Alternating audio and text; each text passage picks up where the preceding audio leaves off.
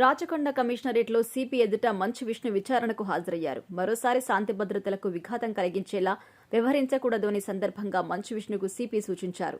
మరోసారి private security బౌన్సర్స్తో గొడవలకు పాల్పడకూడదు అని వార్నింగ్ ఇచ్చారు.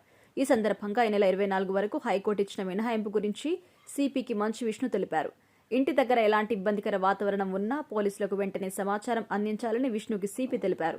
శాంతి భద్రతలకు విఘాతం కలిగిస్తే ₹1,00,000 జరిమానాతో పాటు చట్టపరమైన చర్యలు తీసుకుంటామని హెచ్చరించారు. కోర్టు ఉత్తర్వుల ప్రకారం తదుపరి చర్యలు ఉంటాయని సిపి సుధీర్ బాబు మంచు విష్ణుకు తెలిపారు. మంచు విష్ణును వ్యక్తిగతంగా విచారణకు హాజరు కావాలని రాచకొండ సిపి ఆదేశించిన నేపథ్యంలో సిపి ఆఫీస్కి వెళ్లారు విష్ణు. మంచు ఫ్యామిలీ వివాదం కేసులో నేరేడ్మెట్లోని సిపి కార్యాలయంలో అదనపు జిల్లా మెజిస్ట్రేట్ హోదాలో మంచు విష్ణును విచారించారు సిపి. ఇక సిపి ఎదుట బుధవారం ఉదయం మంచు విష్ణును విచారించారు. ఈ సందర్భంగా మనోజ్ నుంచి వాంగ్మూలం కూడా తీసుకున్నారు. ఫ్యామిలీ మ్యాటర్స్ శాంతి భద్రతల సమస్యగా మారకూడదని సిపి వారికి వార్నింగ్ ఇచ్చారు. వివాదాలను శాంతియుతంగా పరిష్కరించుకోవాలని మనోజ్కు సిపి సూచించారు. ఎలాంటి ఇబ్బందికర పరిస్థితికి పాల్పడను అంటూ మనోజ్ పోలీసులకు తెలిపారు. ఇక ఈ కేసులో హీరో మంచు మనోజ్పై దాడి చేసిన విష్ణు ప్రధాన అనుచరుడు కిరణ్ ని పోలీసులు అరెస్ట్ చేశారు. తనపై దాడి చేశాడు అని మనోజ్ పహాడీ షరీఫ్ పోలీసులకు కంప్లైంట్ చేశారు. ఈ కేసులో దర్యాప్తు చేపట్టిన పోలీసులు బుధవారం అరెస్ట్ చేశారు.